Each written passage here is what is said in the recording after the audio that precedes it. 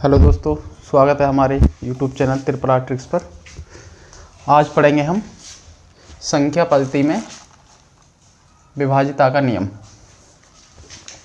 तो स्टार्ट करते हैं।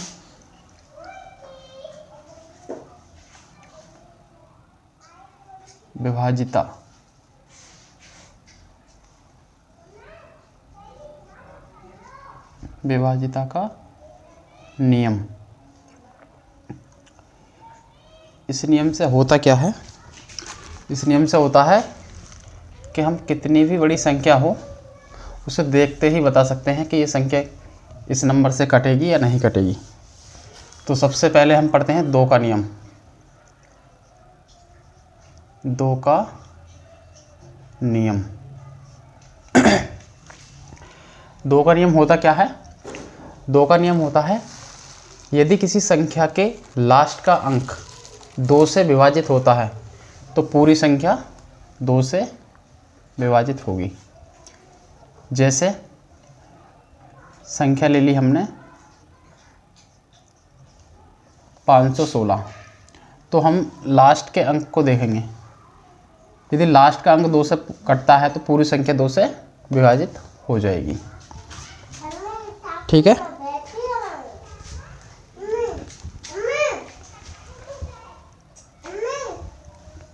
फिर आता है 3 का नियम।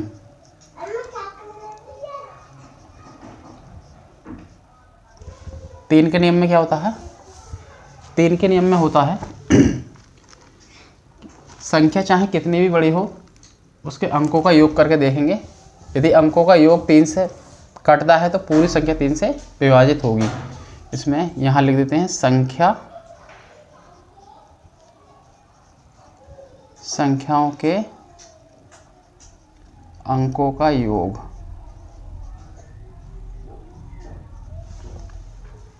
संख्याओं के अंकों का योग अगर 3 से कटता है तो पूरी संख्या 3 से विभाजित होगी। जैसे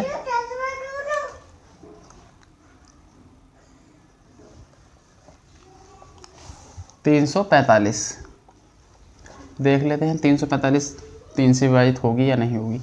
तो अंकों का योग करते हैं। 3 और 4 7 और 5 12। तो 12 3 से कट जाएगी नहीं, 3 चौक 12। ऐसे ही अगला नियम है 4 का। 4 का नियम क्या कहता है? 4 का नियम कहता है संख्या के लास्ट के 2 अंक, संख्या के लास्ट के 2 अंक संख्या के लास्ट के 2 अंक यदि 4 से कटते हैं तो पूरी संख्या 4 से विभाजित हो जाएगी। जैसे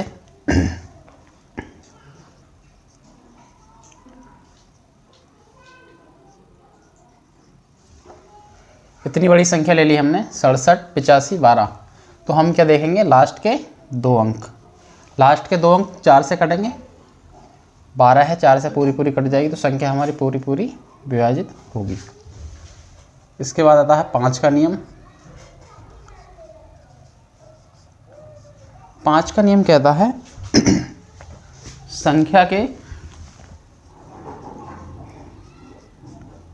संख्या के लास्ट में 0 हो या 5 हो तो संख्या पूरी 5 से विभाजित हो जाएगी।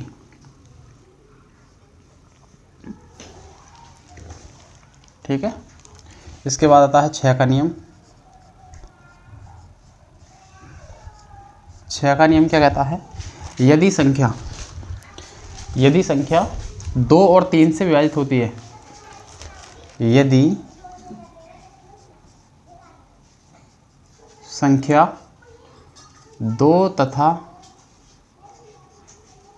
3 से विभाजित होती है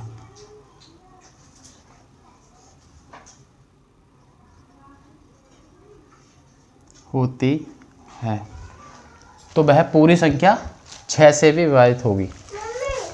ठीक है। फिर आता है 8 का नियम।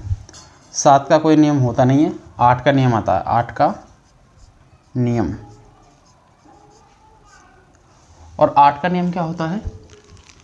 8 के नियम में संख्या के लास्ट के 3 अंक देखते हैं। संख्या के लास्ट के 3 अंक,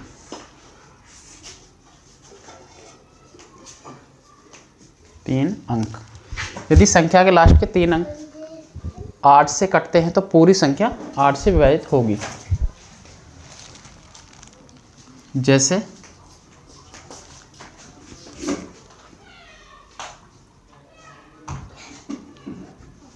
576, 512, तो हमें देखना है लास्ट के 3 अंक। 512 काट के देखते हैं, 8 से काटेंगे, 8 6 48, 8 6 48, बच गए 3, 8 चौक 32, 512 पूरे कट गए, तो इसका मतलब ये संख्या पूरी 8 से विभाजित होगी। फिर आता है 9 का नियम।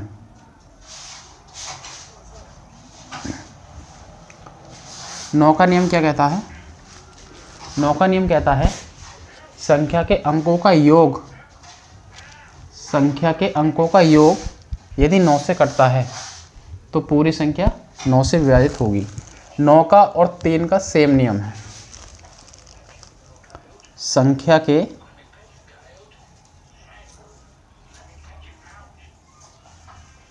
के अंकों का योग, संख्या के अंकों का योग यदि 9 से कटता है तो पूरी संख्या 9 से विभाजित होगी। ठीक है, एग्जाम्पल के तौर पर कुछ भी ले सकते हैं हम।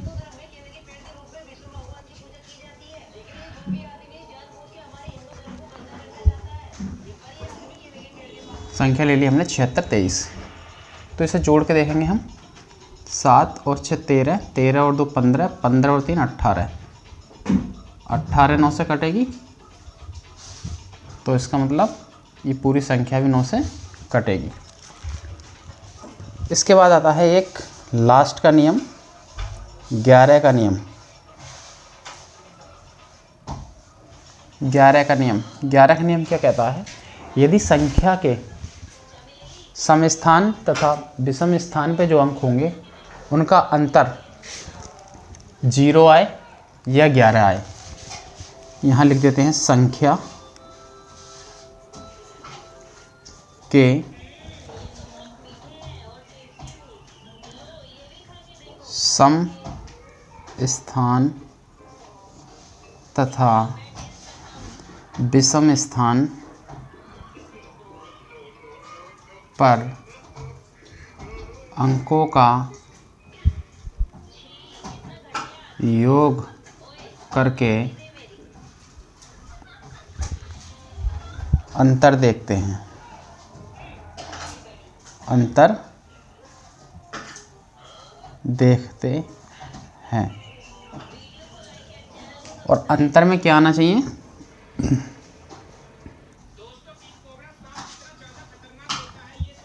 अंतर में आना चाहिए 0 हो या 11 का गुणज हो।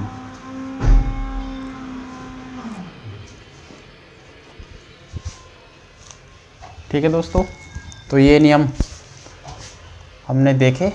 इसके बाद हम इन नियमों पर क्वेश्चन करेंगे, तो इसे साफ कर देते हैं।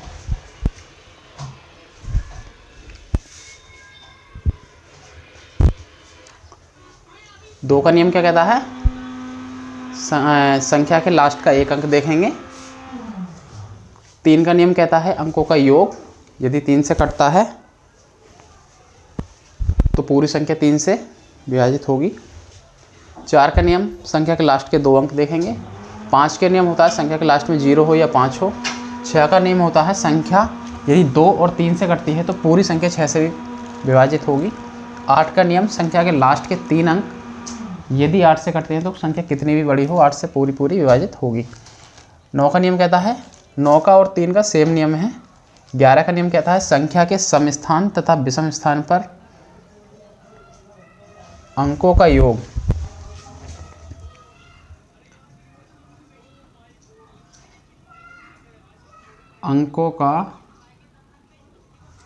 योग करके अंतर देखते हैं, अंतर 0 हो या 11 का कोई गुणज हो। ठीक है दोस्तों, तो फिर करते हैं इस पे हम 1-2 क्वेश्चन।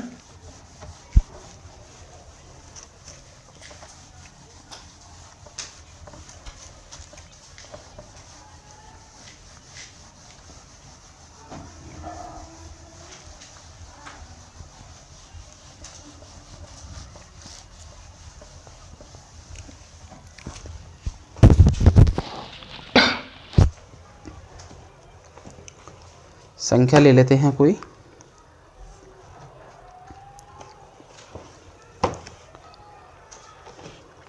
देखो किस प्रकार से इनसे क्वेश्चन बनते हैं।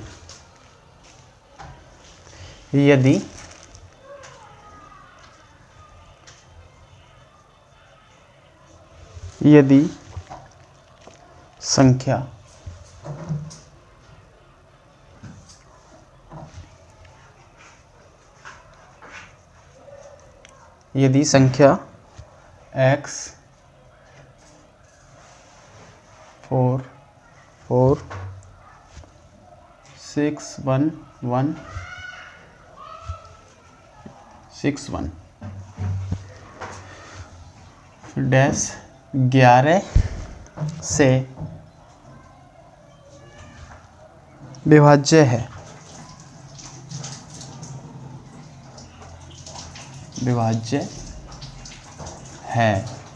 तो x का मान क्या हुआ? क्या होगा? ऑप्शन में यहाँ लिख देता हूँ, 2 3 4 और डी पर है 5। तो हम देखते हैं यहाँ पे वो नियम कैसे काम करते हैं। हमसे पूछा है x का मान क्या होगा। हमने 11 का नियम पढ़ा है, कैसे करेंगे। संख्या है x 4 4 6 1।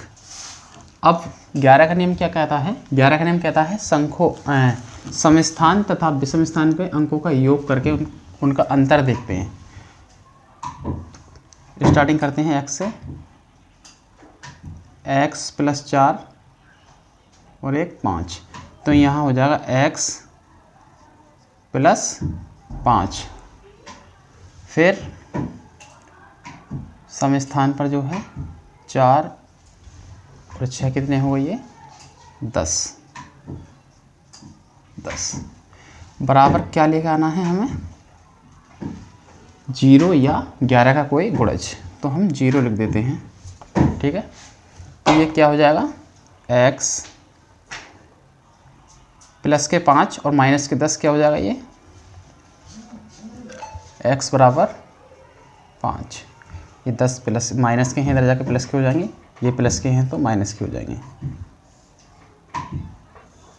तो x का मान क्या आएगा यहाँ पर? 5। तो यही हमारा हो जाएगा आंसर। ठीक है दोस्तों, यदि वीडियो आपके समझ में आई हो, अच्छी लगी हो, तो वीडियो को लाइक और चैनल को सब्सक्राइब जरूर करना। मिलते हैं अगली वीडियो में। Thank you.